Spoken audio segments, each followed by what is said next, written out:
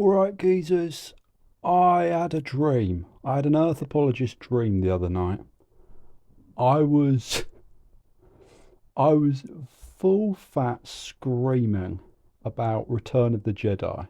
You know, the last Star Wars film. It's the end scene where the Ewoks are playing beer pong and Darth Vader's body is being spit roasted. I think that was in the film. It's the very end of the last film.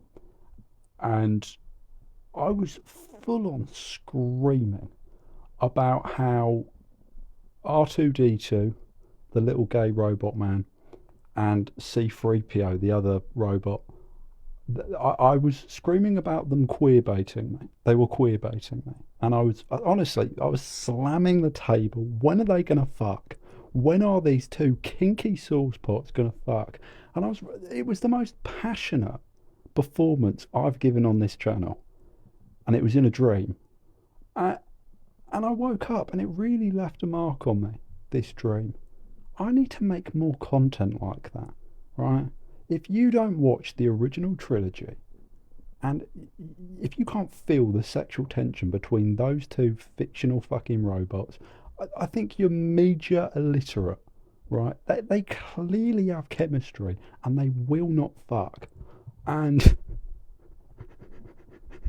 I think it's a great shame. I think it's a real fucking tragedy that there was never some, on-screen romance between those two. Honestly, I was really angry at these two machines queer baiting me, right? Why won't they show it? I said. I screamed into my phone. Why won't they show the romance between these two robots? I was really angry in this dream. These robots are queer baiting me. And I think that's content we could make. That's content I could make hashtag money from. Hashtag slop, hashtag content to make hashtag money. Right? Because you get all of these anti-woke deviants who need brown paper bags to breathe into when they see a brown person in a kid's cartoon. What if we do the reverse of that? Yeah? What if we bring that passion and anger, red in the face rage at the fact that the two Star Wars robots won't fuck and how they're queer baiting me like it's some sort of psyop. They know what they're doing. These two kinky little troublemakers, honestly. And then, there's some AI footage of C3PO in sexy leather pants. Ow. No, why didn't they fuck though? I think that's a lost opportunity. Forget about Luke Skywalker. He's got a dad, by the way. Sorry if I'm spoiling the 50-year-old film. He's got a dad. Luke Skywalker has a dad in the film. If you don't know that by now, I don't know what to fucking tell you, mate. But do you want the slop? All right. Fine, I guess I'll give you what you want. Honestly, this is an abusive relationship. You should know that. You should know that. I cry myself to sleep after these videos. They only want me for my slop. Oh, for fuck's sake. Alright, you fucking view piglets. You want it, you're gonna fucking get it. Heartbreaking. This is a follow-up to my previous video. Kanye West, after outing himself again as a Nazi, has finally, in a brave move, he's come out of the closet as a libertarian. He's in his final tweets or excretes before he was yeeted or yated off of the platform. He talked about the age of consent, hinted at R. Kelly's innocence. He's come out as a libertarian, and I get it. We live in a very liberal, very progressive, woke society. You come out as a libertarian, I'm supposed to support that. I say no. No, I think you're a fucking deviant who doesn't want to eat their fucking vegetables. That's what libertarians are. They want to fuck children and they don't want to wear a seatbelt. You will wear a seatbelt. You will get back in your fucking cage. No, honestly. I'm fairly live and let live in a lot of ways. I'm fairly, liberal. I'm a liberal. Live how you please, except with libertarians. I'm an authoritarian of spite when it comes to libertarians. We will put you in a fucking camp. But it's unfortunate. Yay, Jesus, yay, Dolph, Kanye West. He's come out now as a libertarian. Now listen, I could tolerate him being a black white supremacist, or I could live with this geezer being an unabashed Nazi. Fine, fair enough. There's lots of Nazis on that platform. He is one of, I assume, millions. Fine. I draw the line in the sand. I make a real moral fucking, I put my foot down if you're going to come out as a libertarian. There has to be a limit. And fair enough, if he wants to sell merchandise with swastikas, fine. But don't you dare start touting libertarianism, alright? So no doubt when Kanye West inevitably runs for president a third time, he will probably do it on a libertarian ticket. And his main policy will be abolishing the age of consent, because I'm sorry you had to hear it from me, dear viewer. That's all libertarians really want. They don't want to wear a seatbelt. They don't want to eat their vegetables. They want to be able to buy a bazooka off the internet. Yeah, stupid. They're either stupid or they're immoral paedophiles. That's what libertarians are. But heartbreaking enough, everyone's favourite rapper, everyone's favourite rap star has he's come out as a libertarian, and I can't support him. I'm sorry, I can't. The things he said about women, Jews, white people, black people, I can accept that. Fair enough. He's a genius. He made graduation. But when you come out as a don't tread on me deviant, you've lost me. I'm sorry. No, I can't support that. I can't support you, Mr. West. You've lost a supporter in me. In other truths, Kai Cenat, whatever that is, reportedly sceptical of string theory. And here's a quote from the gentleman. It's just not conclusive enough. A theoretical framework of such large magnitude is impossible to test empirically. What do you think of this? Obviously, this man is a scholar. He's a philosopher. And, he really is one of the greatest minds to come out of whatever community he spawned out of. In other truths, another heartbreaking example of red prejudice. This is rejudice against my people. No one fucking sees it. How many headlines and articles and anecdotes and statistical data do you need before you finally say, there's an issue. There is an issue with red discrimination in America, in the Western world. If it can happen to Ed Sheeran, it can happen to me, dear viewer. And that's what I'm fucking scared of. I've been stopped by the police, and obviously I ask them, officer, is it because of the colour of my hair? And they're never going to outright say, yeah, we're nicking you, we're taking you down the station. But we all know what it's fucking about. And this is clearly another example of that. He was stopped in India. India, a nation of 1 billion bigots, so this doesn't fucking surprise me, honestly. We went over there, tried to teach him manners. Look what it fucking did us. But he's, it breaks my heart to see, a brother. He's my G, he's my ginger, and he's facing the sort of, I'll say it, the bigotry, the red prejudice. There's no escape from it. In America, in Europe, and now I find out in India as well. So, it really doesn't surprise me.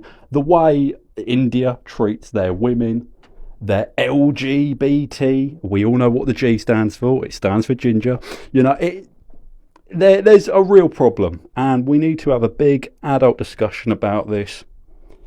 Because I'm scared. I'll be honest. I'll be vulnerable, dear viewer. I'm scared. Every day I go out and, you know, will it be me next? Will I be the target of a hate crime? And it, you know, worries me. It scares me. But, you know, what can I do? I am powerless, truly. The biggest / smallest minority in the world. In other truths, YouTube are now advertising advertisements. This really is last days of Rome shit, isn't it? This is late stage. Google Pixel Ad Blitz. Take a commercial break on your own time. This was coinciding with the Super Bowl. You know, America has the Super Bowl because they want to be fucking difficult about things. Why they can't just be part of the World Cup is beyond me. You know, why they can't just do what everyone else does, no fucking clue. But they've got their own little sport event. They think it's important, but realistically, only America gives a fuck. The Eagles won, whatever that means. This was coinciding with that. You now have the opportunity, dear viewer, this exciting opportunity to watch ads. And we really are spoilt for choice here. You can either watch or you can watch now. It's beautiful. Democracy is a beautiful thing, isn't it? This is almost satire. You know, this is democracy at its height. Watch or watch now. In other truths, Mr. Beast did not rent Giza pyramids for 100 hours, Egyptian authorities say. World's most popular YouTuber claimed he was free to explore anywhere he wants at ancient landmark. This was rubbished, that's a good word. Oh, that's a good word, dear viewer. By Egyptian authorities. So, I covered this, as I do, hear it here first. Last honest man on the internet. Last honest man on this wretched fucking website. I do this for views. I don't care about any of this. Neither does anyone else you follow. The subtle difference is I will tell you that. Give me your money. Give me your money now. But I covered this ages ago. Ages and eons ago. And I made some hilarious remark about Tutankhamun or whatever, and apparently no, he hasn't rented out the pyramids, and it really does make you wonder what else is he lying about. You're not going to tell me all of his hysterical videos are fake. Oh God, heavens! Next you'll tell me his name isn't Mr. Beast. We've already been over it, dear viewer. His name should be Josh. I want to start by saying thank you. In other truths, this woman that I've been blissfully ignorant of, I've been violently ignorant of this woman's existence. She became famous by saying something stupid, and that really is the internet age summed up, isn't it? She then had a podcast, and from that podcast she had some sort of coin, some sort of cryptocurrency, scammed a bunch of bozos out of their money, which I'm all for. If that wasn't clear, dear viewer, I think morons, there's a moral obligation to scam idiots out of their money. All right? No, absolutely. We should scam idiots out of their money and maybe put that money towards, I don't know, a dog charity or something. Something good, something that benefits the world. If you don't know what you're doing with your money, I think it should be repurposed.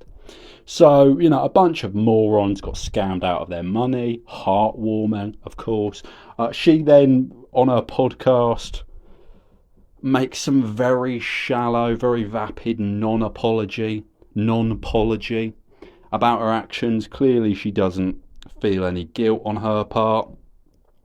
And, you know, I'll be honest, I couldn't sit through the entire thing. She's got this ridiculous honky-tonky, sandy cheeks cartoon character voice.